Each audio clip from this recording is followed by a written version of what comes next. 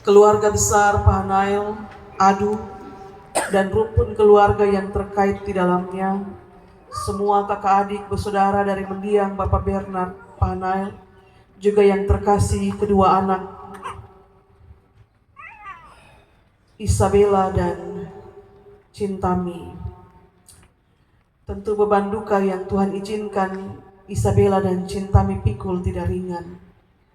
Di usia yang masih sangat-sangat muda, dalam waktu yang berdekatan, Tuhan mengizinkan ujian atas iman itu dialami oleh kedua anak yang masih kecil ini.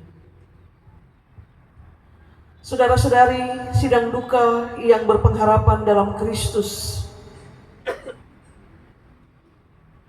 antara sehat dan sakit, kita punya kecenderungan untuk memilih sehat. Antara untung dan malang, kita juga punya kecenderungan untuk memilih untung. Antara kuat dan lemah, kita pasti pilih kuat. Dan bahkan antara hidup dan mati, lagi-lagi kita punya kecenderungan untuk memilih hanya hidup daripada mati. Pilihan-pilihan itu secara sadar kita buat karena kita menginginkannya. Kita ingin untuk sehat, kita ingin untuk untung, kita ingin untuk kuat, kita mau umur panjang. Tapi firman Tuhan mengingatkan kita bahwa semua keinginan kita pastilah berhadapan dengan kenyataan yang pasti juga bahwa segala sesuatu di bawah langit ini punya waktunya masing-masing.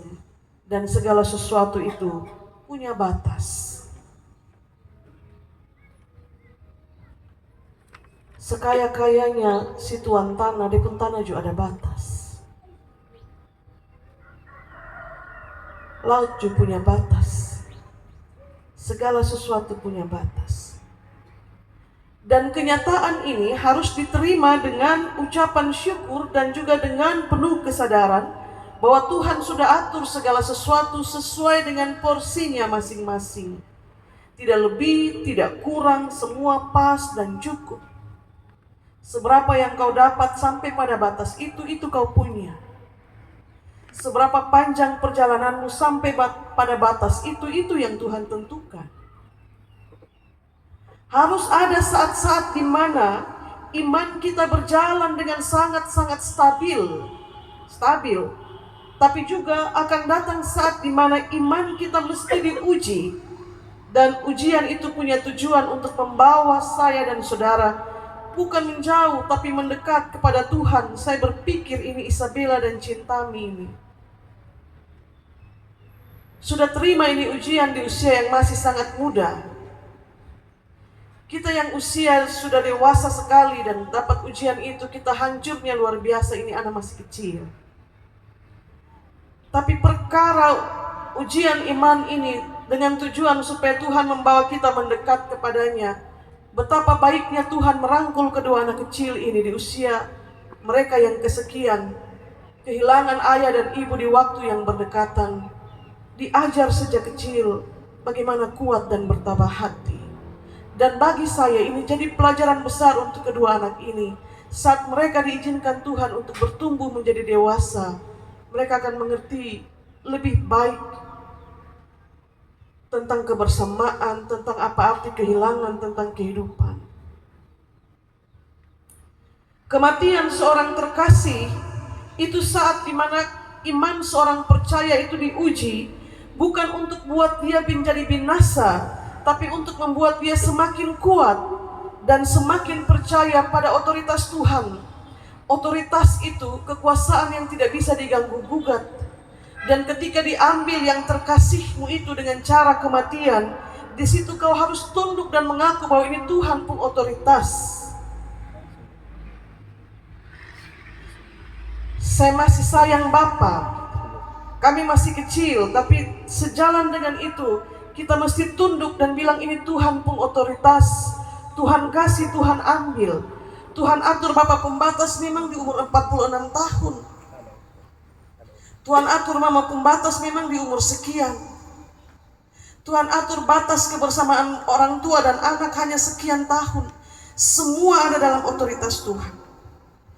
Benar kita menangis saat duka cita itu datang, kita tertawa saat bahagia itu datang, tapi kita juga mesti belajar bahwa saat menangis dan saat tertawa itu punya pelajaran berharga tentang kasih Tuhan di setiap musim.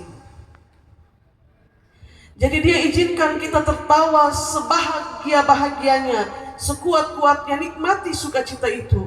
Tapi kita juga mesti ingat bahwa di waktu kita menangis karena kehilangan, Tuhan menunjukkan dia otoritas bahwa dia tidak hanya ada saat kau ketawa, tapi juga saat kau menangis, dia ada di situ.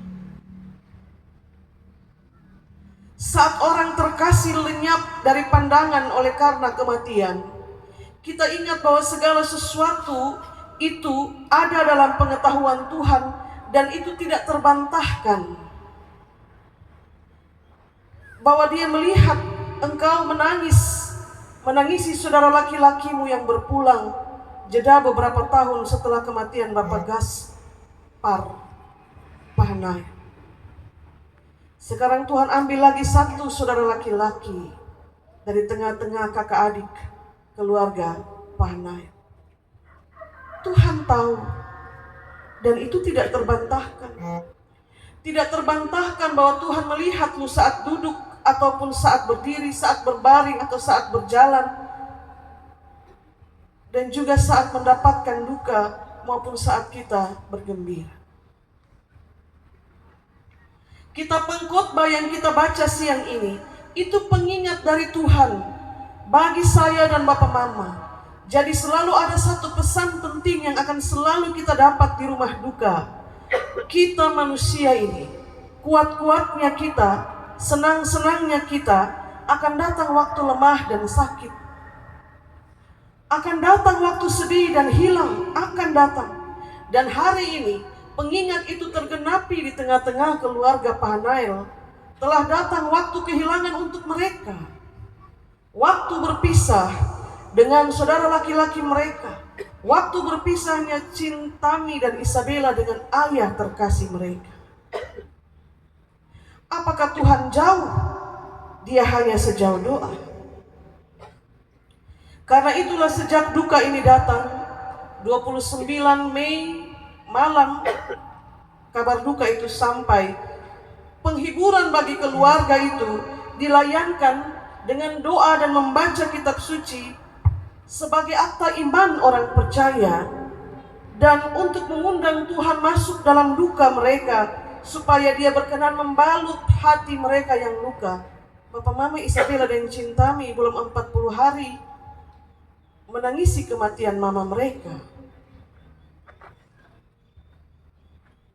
Perjalanan sudah selesai.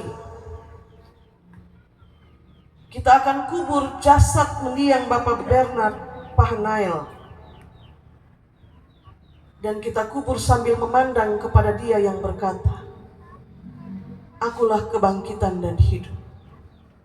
Barang siapa percaya kepadaku, ia akan hidup walaupun ia sudah mati." Dan itu juga pengakuan pemazmur dalam nas membimbing. Tuhan sebuat saya alami banyak kesusahan dan kemalangan. Sepanjang perjalanan pengembaraan di dunia, susah dan malang itu datang dalam kehidupan.